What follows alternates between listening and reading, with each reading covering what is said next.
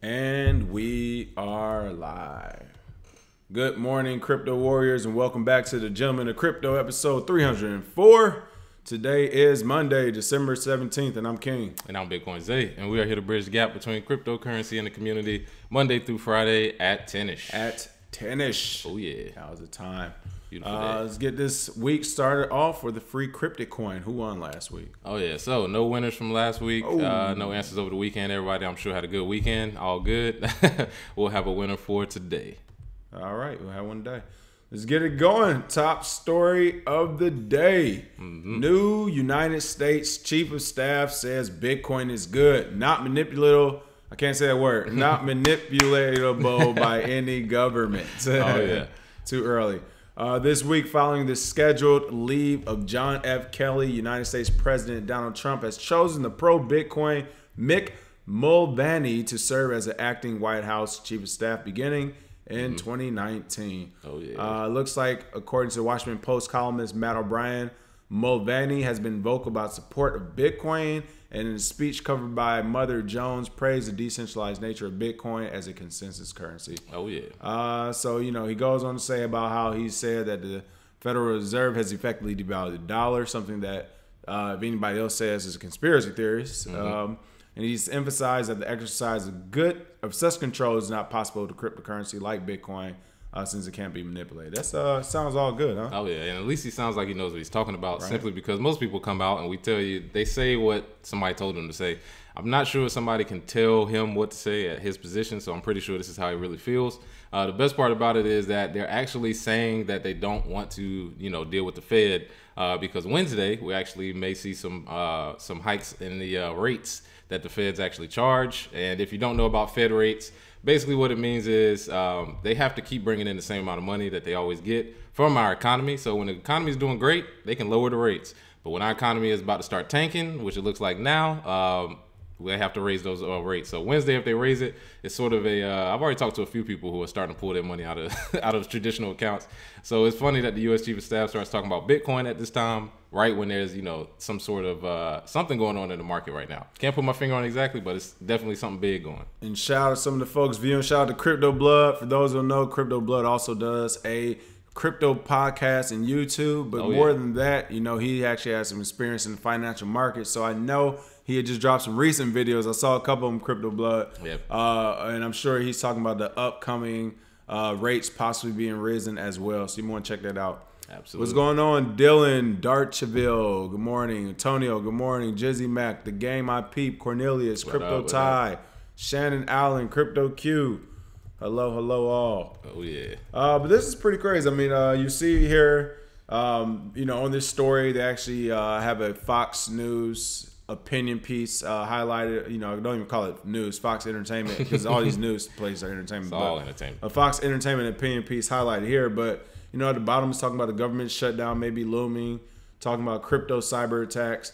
When you have all of these words in the same sentence, people, we are moving toward mass adoption. Oh, yeah. It is happening. And again, now you have somebody literally sitting next to the president who knows fully about what Bitcoin is capable of do. And I think the president might use that as his nuclear weapon against Congress and against the Senate, against these big banks and stuff, to the point where coming into next year and following year, if his demands are met and things, he's like, hey, I'll let this Bitcoin bomb blow off and then just get out of office. You want to play it like that. Want to do it. Exactly. I think he could be the person to do that. Literally because he doesn't care. The only thing he can do is feed him goodwill from the new tech millionaires and billionaires coming up. So that would be pretty funny if he literally held Congress and sent the hostages like, look, we can fire half of y'all right now and codify your jobs. Oh, yeah. Because we can do it. We can literally codify Congress jobs and we can just vote on apps and stuff. Yeah, most of them it's not a lot of reasons for a lot of them. Yeah, I mean, let's see if President Trump drops that nuclear Bitcoin bomb on him. Oh, yeah.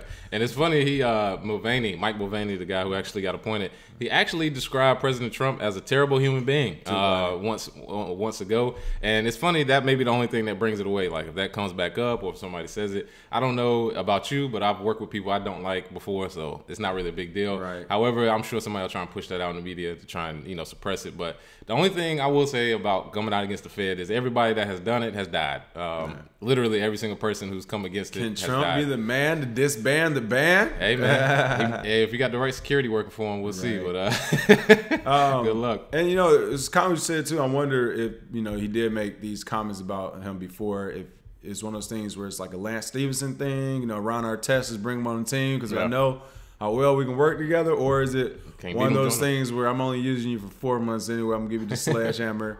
You should be able to make a job out the White House gig anyway. So we'll see what happens. Pretty common. All right. But speaking of the new millionaires and billionaires that may be coming toward President Trump's way if he drops that nuclear Bitcoin bomb, Hong Kong Bitcoin millionaire has been arrested after throwing cash off apartment buildings. Oh, yeah. That is right. That 8% bull run today, as they called it in one article, accordingly had a South China, or by the South China Morning Post, said that a 24-year-old man is said to have tossed banknotes from the top of a skyscraper in Hong Kong, triggering agitation from passerbyers below. What's going on with this guy? Making it rain again? Oh, yeah. Well, it was funny. Money dance? He was one of the crypto millionaires that got in early, made a lot of money last year. And one of the things he said was he wanted to basically educate people about Bitcoin all around the world, but he kind of did it in a weird way. If it was me, you could have made it rain paper wallets, and then that would have forced people to learn about it. Wow. However, he just said, forget it. Let's just give them money and then tell them about Bitcoin. Hopefully they'll buy it. And he made it rain millions of dollars reportedly. And if you saw the video, it was literally just people standing outside just letting it was just falling on them from top of an apartment building. So it was pretty funny to see, pretty good promotion for himself, but he did get arrested. So disorderly conduct isn't big. I'm sure he'll be out. He's got enough money. So it's funny to see that if somebody does something like this, that people come out and they're like, oh, you shouldn't do this, you shouldn't give away free money. Man, you know how many people wish. Money? Yeah, I was saying, how many people wish like they could have been there when this was given out. Just like the armored truck, I think some people might have saw on the highway. Cash is going everywhere. People gonna grab it. I hear it throwing out Thanksgiving's top buildings. Oh yeah, I said Thanksgiving's throwing out turkeys on Thanksgiving. I messed that all the way up. Oh yeah, he threw out millions, but the police were only able to recover 5,000. So right. All right. So they would take it out. Somebody's lying. Somebody is lying. Continuum right there. Yeah, I was gonna say a lot of people walked on rich, or the police just did. So right. He only threw out $300. We don't know if he's gonna do $1 million number from. Yeah, it's like claiming tips. It's like we have it on video though. Well, I don't know what you have on video. I'm just telling you what we saw when we got there. Oh yeah. All right. Well, that's pretty interesting. And again, you can see that on Facebook Live. It looks like that's where that video was captured at in the Phuc Wan neighborhood. They're saying it's one of the country's most impoverished areas, actually. Wow. So this is in Hong Kong. Oh yeah. Good stuff. He would have did that in Lan Kwai Fong. They would have just been like, oh, it's another regular Friday night party. Oh yeah. I want to do this in Skid Row one day and just see what happens. Let's just see how it plays out. I'm leaving those jokes alone. Speaking of making it rain and money and madness in the crypto industry, I guess this kind of ties into it. The CEO of the largest Romanian crypto exchange has been arrested on, you guessed, a United States warrant. Now, before we get into this story, for those who listen to us that may be in Romania or some other places, because we actually have some, we may know some people in Romania, and the crypto market isn't that big. Yeah. I would say that when they first told me about the crypto business they had going on over there, my question was, are you all going over there to be free from extradition? That was kind of the thought from a lot of the people. That was kind of the consensus that they can hide out from the U.S. and Romania. Not saying they were doing anything illegal, but things we might deem gray area. They felt free to operate doing it over there. So it's pretty interesting to see now the CEO of Romania's largest crypto exchange, Coinflux, has been reportedly arrested on a warrant from the U.S. for fraud, organized crime, and money laundering. Local news outlet MediaFacts reported December 13, and they have subsequently stopped all digital currency exchanges, I guess, that they're running. Again, I know some of these folks that's over there, so I'm about to jump on Twitter and Instagram right now and see how active these accounts are today. Yeah. But it's an interesting story. What's going on with this one? Oh, yeah. Well, it seems as though Nister, who is the guy who got arrested, when he got accused of fraudulent activity, crime, money laundering, we all know these are the charges that come if you run an illegal exchange. It is crazy because Romania, they never really had a framework of rules. They had the first ATM.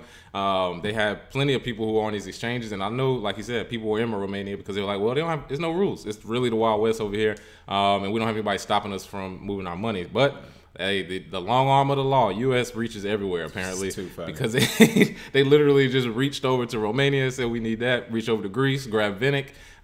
They've reached over to Binance, it seems. They're like, y'all got no country protecting you? Oh, well, you're done, son. Yeah, you exactly. are done. Because people forget, our dollar isn't backed up by something, like gold or silver. It's backed by military. So if we want to protect it, this is what they do. They make sure you don't have enough money to make change in your community, people around you, if it's definitely not through their way. Because, this is just more evidence of the same. Romania exchange getting shut down, just like the other ones. I mean, and hey, if he's doing something illegal, I get it. You deserve, I won't say deserve, but, the consequences come with that. But at the same time, just on a political level, this kind of makes countries look super weak. You got another country just digging into your backyard, like, we're gonna take these 3 from you. Bye. Yeah, exactly. Like, zip out. Yeah, it's like neighbor coming over is like, give me your sugar. Like, instead of saying, can I have some? Like, it's ridiculous. Come on, Romania. It's pretty crazy. But again, if that's the deal here, then I guarantee you there are people in Romania scrambling right now. I mean, plane flights and helicopter rides up out of there ASAP. So we see. The question is. Shannon Allen said, question is, was he crypto catfishing or just getting bullied by Debo? Hey, man. You never know. That's the crazy thing is it might be one of those things where we've seen both sides of it. It's not crazy now. He could not done anything wrong. It's been one of those things where you didn't pay your tax. What tax? The tax we told you owe today. Like, exactly. Cough up the money or else, son. Give me that $500,000, bro. Right. So we don't know. But again, this is one of those things where if the CEO of an exchange is going down, again, this is an exchange. He's not by himself working on this thing. Who else are they going to go after, or are they just going to leave it alone? And who else, I guess, was involved for them to even know it was him behind everything? Sound like some co-conspirators to me. Oh, yeah.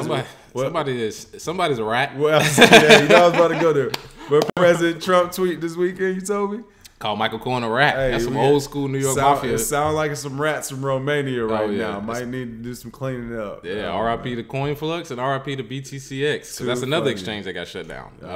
They just got shut down today, too. So Romania isn't looking too good right now. Jizzy Max said you have to know the rules of Romania if you're going to play there. Oh, yeah. Hey, it was really crazy that you can actually, it's official. The president made it official. You can call somebody a rat in normal speech. It's like, there's nothing wrong with that. Oh, yeah. That's okay to say. It's a bunch of rats out here. Bunch of rats. Oh, man. That's crazy. Michael Jones says, fellas, what are your thoughts on the Lightning beta testnet for Bitcoin? Is this the reason for the pump? No, I wouldn't attribute it to the Lightning beta testnet. They've been working on Lightning for 2 years now. Usually, whenever people are setting up Lightning channels, it's very, very small amounts of Bitcoin. I think the total Lightning market cap is a little over 100 Bitcoin, so that definitely would not. Yeah, that would not affect the total markets at all. However, the good news behind it is that whenever you're trying to have a payment system, you need stuff like Lightning. So when people talk about mainstream adoption, payments to businesses, Lightning will be the catalyst for that, the layer 2 solution that we've been discussing for a while. So it's not all the way developed, but it's coming. Not only that, I believe I saw a story today, and it's about right on time too, where they said today was the day Bitcoin hit 20,000 last year. So if you know anything about the crypto community, people love to remember things, and on the days of remembrance, that market price usually jumps. Yeah. I'm not sure who's who's the mechanism behind it, but it does happen like that often. Oh yeah, yeah. Let's see if I can put in last. Oh yeah, Crypto Blood. They've been working on Lightning Network for almost 4 years. Yeah. Well, I will say the Lightning Network they're working on now is different than the original one. The original white paper for was like 2016, 2014, something like that. But yeah, it's been taken over by certain people who are using it, Blockstream, other companies. But yeah, they've been working on Lightning Network a while. It's all good though. It takes some time. Yeah, looking at this price chart last year for those here. Let me flip this back over. Boom. Get this big ad in your face, of course. Looks like last year, December 17, 2017, the historical price chart had it at the top at $19,210. So yeah, that might be why the jump is right there. Oh yeah. And after that day, we have today. It's like what they say is when the jail movies. It's only 2 days. Day you go in, day you leave. Out. Yep. Yeah, it's like this. It's the day. It's a bear market. It's the day. It's a bull market. Yeah. All right. Last but not least, have to honor a cyberpunk legend Timothy May, who has passed away. Timothy C. May, cyberpunk legend, author of the Crypto Anarchist Manifesto, has passed away at the age of 67. Oh my goodness, what are your thoughts on this? Oh man, well, he lived out here in California. RIP to him. For those of you who are in the Bitcoin market, Bitcoin came out of the cypherpunk movement. So this is really the originator, and then Bitcoin came after that. However, you know, most people have no clue what a cypherpunk is. They don't know the history behind it. It's great if you look into it, because cypherpunk's basically made back in, you know, the 80s. They said, look, we're tired of governments, you know, getting closer and closer to control, which they said this 30 years ago, and somehow we're still at this point. But they basically said we're going to use technology to ensure our privacy. Started using encrypted networks, cryptographic protocols, and then all the way up to their own programmable money. Because as we've always said, without the money aspect of it, all you're going to do is be private enough to put your money into banks. So once that came about, that basically, you know, put cypherpunks on the forefront. This was an underground thing. I didn't hear about it. You know, I was too young at the time. But as I got older and started getting into the computer world, you hear, you know, what a cypherpunk is or who is cypherpunk. But Tim May definitely wrote that manifesto, and it's still, you know, relevant today. So hopefully, if you got a chance, check it out. It's called the Crypto Anarchist Manifesto. So R.I.P. Tim May, R.I.P. Hal Finney. I would say R.I.P. Satoshi, because we haven't seen him. So everybody who we've lost in this space, rest in peace. Thanks for your contribution to this movement. So. Yeah, John Sievers said maybe Satoshi just died. Yeah. Captain James said Cyberpunk is dope. Think Blade Runner. Yes, the new Blade Runner they did was really good too. But speaking of Blade Runner and Cyberpunk, I'm gonna go ahead and channel my inner Cyberpunk with some Kavansky for those who know who that is. Here we go. Let's get some of that techno in the background. It's a little bit. I like the part when it begins. He starts talking. There we go. There you go. Oh yeah. That's what Abra actually had this on the commercial though. I'm not sure it was this song. It was one of the songs. Oh yeah. There we go. So Shout out to the Cyberpunk. Ooh, that just makes you want to code something, doesn't it? That's actually what I do listen to when I'm doing that type of stuff. So that's why I have the playlist ready. Let's see. Other than that, yeah, that is retro, right? Oh yeah. Let's see. Other than that, yes, Jizzy Max said open a payment channel and be ready when the fees start rolling in. Talking about Lightning Network. Oh yeah. We actually are working on that as well. Oh yeah. And somebody just said, Captain James said he has some Church's chicken in the fridge as we speak. Let's see. Where you can buy grub from major food chains with crypto, we reached the gates of the promised land. Oh yeah. There we go. That's gonna be amazing. All right. Other than that, that is our show for today, folks. We've actually attempted to continue that 30 minutes, but listen, you have to get on the news cycle because there's nothing out there. Yeah. But you know what? We got crypto warriors in the field everywhere. So if you all ever want to go to one of these Senate hearings or one of these town hall meetings or something that involves crypto, write us up a quick little summary on it. We'll definitely report on it. We don't have to report on some of these internet channels that's out there, and definitely not the mainstream. So keep an open mind on that. Other than that, make sure you smash that like and share button. And catch us here tomorrow at 10ish. At 10ish. Cheers. Have a good one.